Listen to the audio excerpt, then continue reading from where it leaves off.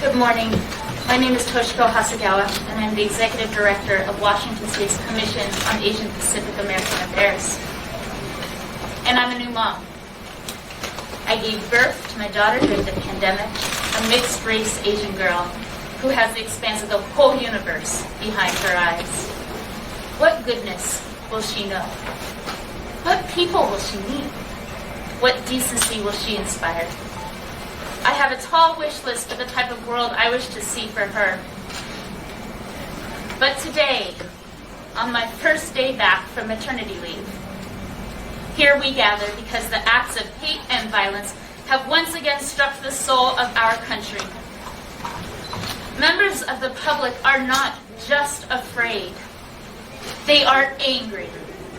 They want justice.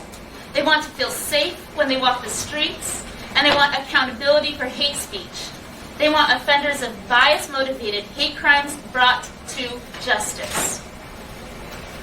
Anti-Asian sentiment has always existed, but has only intensified since the outbreak of COVID-19 because of anti-immigrant, anti-Chinese, and pro-white supremacist rhetoric stoked as part of a political platform. Consequently, the alarming incidence of violence against Asians that we see today is consistent with the growth of hate crimes targeting communities of color that we have observed statewide for the past 5 years. As we collectively grieve as a community, united, we name out loud that discrimination, hate, and violence have been culturally, politically, and structurally supported throughout American history and continues today. The seeds of hate were intentionally sown and watered, and we must weed them out. CAPA stands strong in its resolve to challenge systems that uphold the exploitation and victimization of vulnerable people.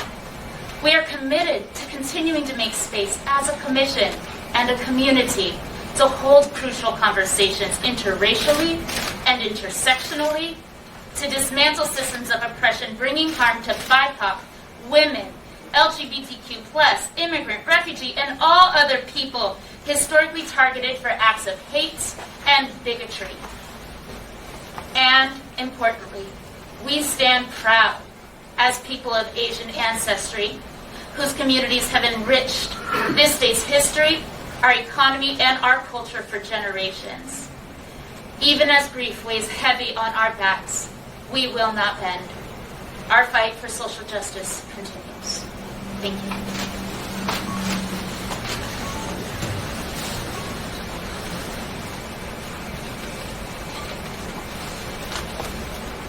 Good morning. My name is Sharon Tobacco Santos. I'm state representative from the 37th Legislative District, which is inclusive of Seattle's Chinatown International District.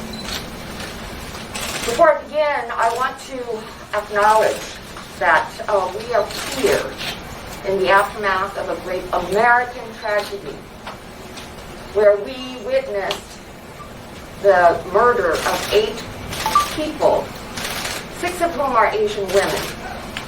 And before I begin with the rest of my statement, it's important that we invite their spirits and their names into this space. Sung Chong Park, age 74. Hyung Jung Grant, age 51. Sung Cha Kim, age 69. Young Yu, age 63. Delana Ashley Young, age 33. Paul Andre Michaels, age 54. Chao Ji Tan, age 49. And Gao Yu Feng, age 44. It is important that we call their names into this space to ensure that this is not a one moment in time recollection. Because the fact is, anti-Asian violence, anti-Asian bias, and xenophobia have been with us in this country for centuries. But particularly since the rise of the coronavirus, anti-Asian acts of violence have been on the rise. You all know that more than 3,800 incidents have been reported to Stop AAPI Hate since last year. How can we already forget the family in Midland, Texas, innocently shopping for their weekly groceries at a Sam's Mart, encountering somebody filled with anti-Asian violence and hate in his heart, stabbing little boys ages 6 and 8? Or how can we forget the elderly woman in her 70s who was pushed in front of a New York subway? That was intent to kill. And yet, here we are again. When will it stop? You know, who came here mostly as, they're not all women, 8 victims, but the women who came here as immigrants, who worked hard, one of whom has a connection to our region, having raised her boys here before she relocated them across the country. Let us recommit to saying we will make the change, we will be the change, and we will take responsibility. Thank you very much.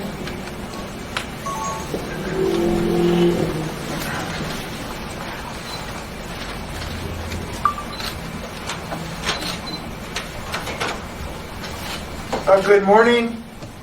This we know, this horrendous surge, this scourge of harassment, intimidation, and outraged violence against Asians and Pacific Islanders in our state is totally unacceptable. It has to end, and I am calling on every Washingtonian to wrap our arms around this threatened community and give it the strength and the solidarity and a commitment to do everything possible to end this hideous virus. This was not a Chinese virus of COVID. It is a virus of hate and fear that too often has been fanned by some political figures for political purposes. And this itself is a virus, and we must defeat it. It is dangerous. In some cases, as in Atlanta, it is fateful. And we must call upon all people, including our elected officials, to raise their voices against it wherever this virus arises. When we had a figure in our country, the highest elected official of the United States, call this a Chinese virus and an Asian flu, where were the voices speaking against that, fanning the flames of this hatred and fear? We need these voices to speak up, of every official and every party, against acquiescence. Silence against the virus of hate is acquiescence. And I'm calling for everyone to speak out against it today. Because we are not seeing it just on the streets of Georgia. We're seeing it here in Washington State. A teacher from Inglemoor High School ought to be able to walk the streets of Washington State safely, without fear. And we've got a lot of work to do to make sure that that is the case. Now, there's another thing that we have to recognize. This is unfortunately not the only unique experience of hatred and fear against this community in our state. It has happened before. We have a sorry past of when the people from China built our railroads came here and then were rejected. Right across from where I live, I look across at the first place, the Japanese American citizens were removed by the United States Army to camps 79 years ago this month. We have seen this hatred and fear before, but it still exists, and those seeds are now fertile, unfortunately, in our state. And we must speak against it. And we need to be united in all communities. This is not the only hatred and fear. The black community, the indigenous communities, women have been subject to this hatred and fear. And we must be united against it. So I'll just close my comments by quoting what the Japanese Exclusion Memorial says on Bainbridge Island. Nidoto na yoni. Nidoto na yoni. Let it not happen again. Let this violence not happen again. Raise our voices to make sure that that is the case. I want to introduce a tremendous leader who joined our legislature recently and had a tremendous impact.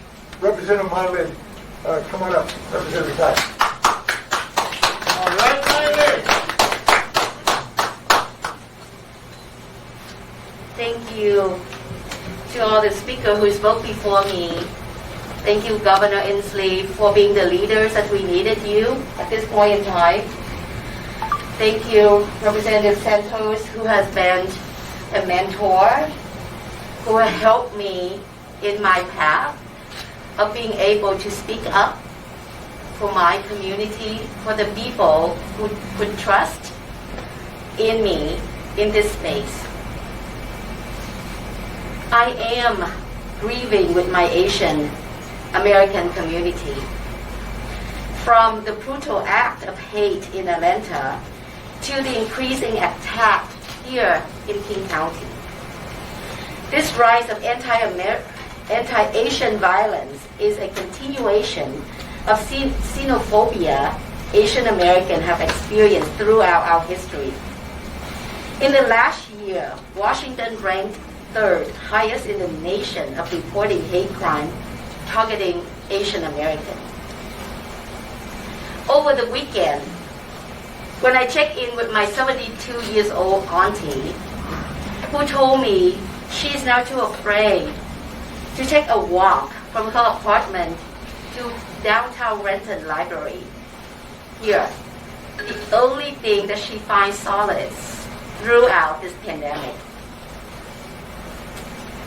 But violence against AAPI isn't new, as we all heard. When we continue to uphold the racist system. To stop Asian hate, we must write laws that dismantle white supremacy.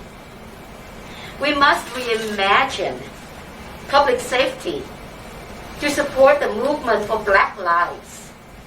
We must end violence against all community of color by protecting the right to housing, supporting low-income families, and shut down the Northwest Detention Center. The work to end Asian hate must also acknowledge violence through the objectification of Asian women, the distinct vulnerability of low-income immigrants, women, and the unjust deportation of refugees. At the legislature, we are committing to breaking down systemic racism in Washington to build stronger democracy. I ask you to join me.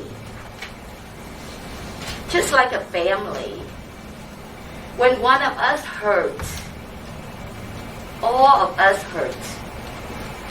I'm calling for the focus on Southeast Asian community, Pacific Islanders community, and the Native Hawaiian community in our state. I stand with my Asian American siblings to make our pain visible and call for community-centered healing.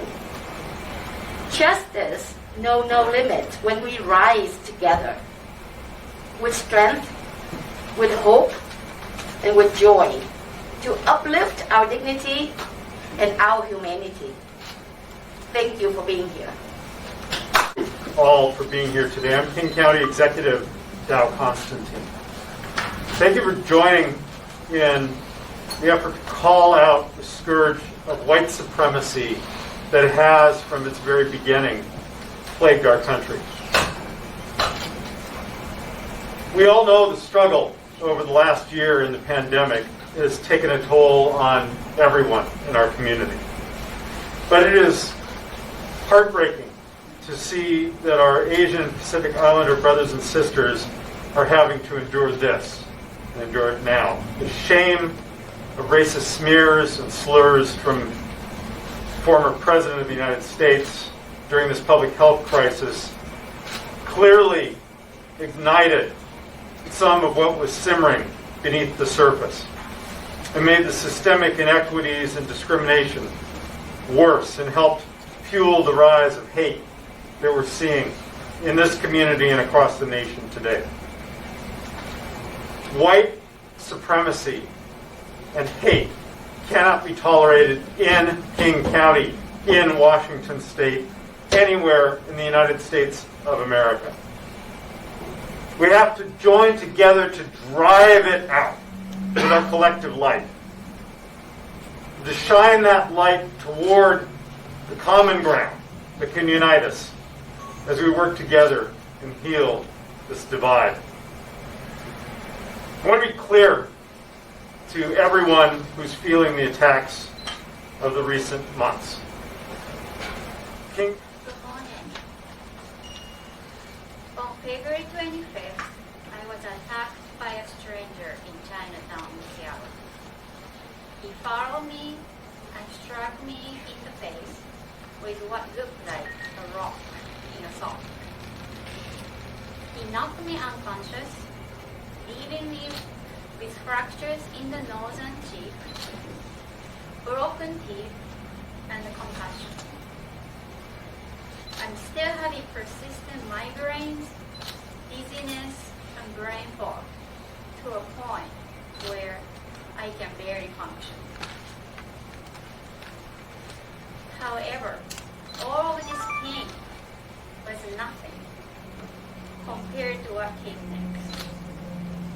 There is an arraignment hearing happening as we speak. And the suspect will be charged with only 2 counts of second-degree assault, and not with first-degree assault or hate crime. In worst case, he could be freed after 12 to 14 months in prison, and could come back to Chinatown to attack more people.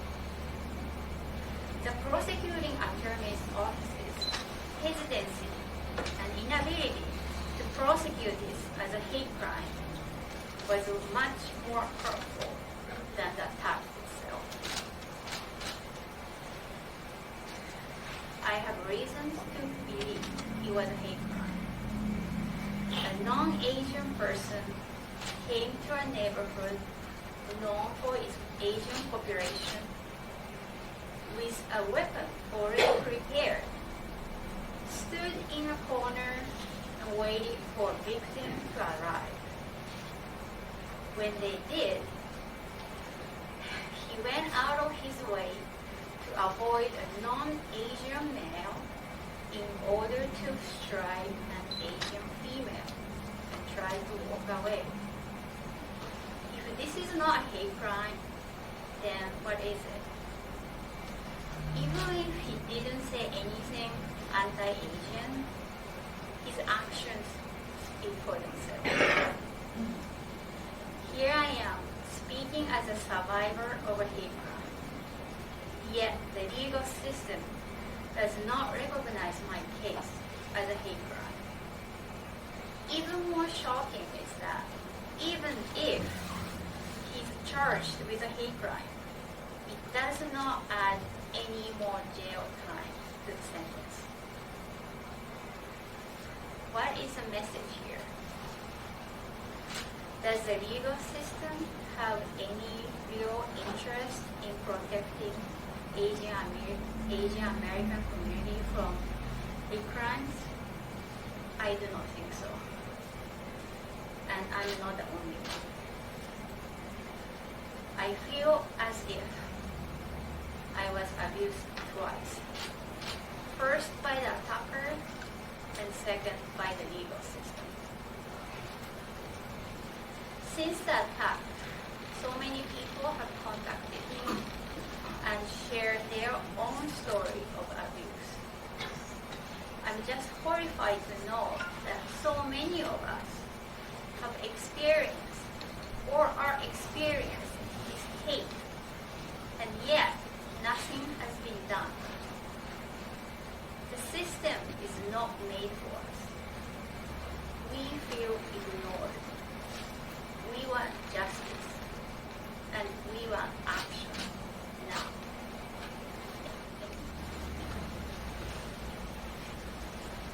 My great-grandfather was born in what is Pioneer Square in the 1870s. My family came to work on the railroad.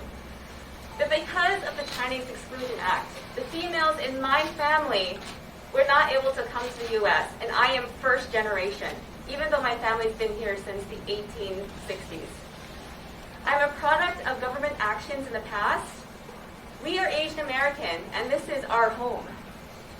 Our Asian communities are not doing okay. Our businesses are struggling.